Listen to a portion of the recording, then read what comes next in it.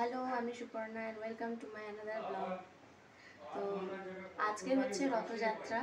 তো আজকে একটা শুভ দিন। তো আজকের দিনে আমাদের বাড়িতে প্রতি বছরের মতনই সত্যনারায়ণ পুজো হয়। তো এই বছরও হচ্ছে। তো জোগাড় মোটামুটি কমপ্লিট, আর এখনও পুরোহিত মশাই আসেনি। তো চলো তোমাদের।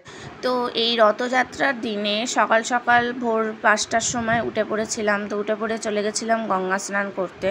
তো গঙ্গা স্নান করে এসে পুজোর জোগাড় শুরু করলাম। তো ফল ফুল, ঠাকুরকে সাজানো, সন্দেশ মিষ্টি সিন্নির আয়োজন সব কিছুই করলাম। আর উপরে আমার ঠাকুর ঘরে মা লক্ষ্মীকে, নারায়ণকে, সবাইকে খুব সুন্দর করে মালা টালা দিয়ে সাজিয়ে নিলাম। তো এরপরেই পুরোহিত মশাই চলে এসেছিল তার মধ্যেই। তো পুরোহিত মশাই এসে পুজোর জোগাড় করতে লাগলেন, আর তারপরে আমি পুজোয় আস্তে আস্তে বসে পড়লাম। তো এই রথযাত্রার দিনে আমার শ্বশুরবাড়ির গৃহপ্রবেশ হয়েছিল।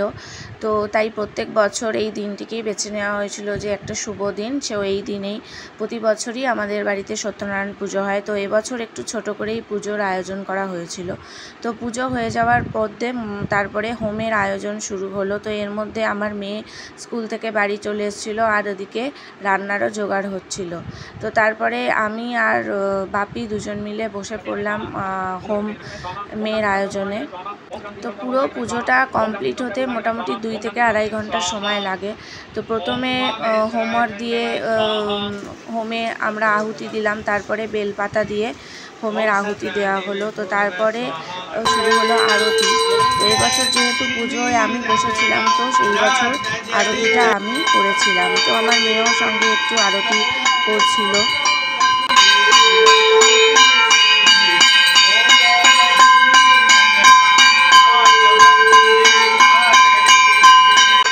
আরতি কমপ্লিট হওয়ার পর মোটামুটি পুজো শেষের দিকেই ছিল। তো পুরোহিত মশাই আমাদের ওপরে যে আমাদের মা লক্ষ্মী আছে, নারায়ণ ঠাকুর আছেন, তো তাদেরকে একটু ওপরে পুজো করে দিয়ে তারপরে তিনি আস্তে আস্তে প্রসাদ নিয়ে বাড়ির পথে রওনা হলেন।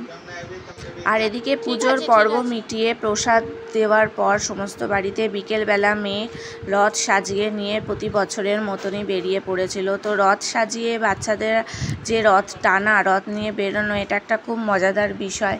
তো আমার মেয়ে এই 3 বছর ধরে রথ আর কি টানছে। তো বিকেলবেলা ওর দাদু বাবার সবার সাথে বেরিয়ে পড়েছে রথ টানতে।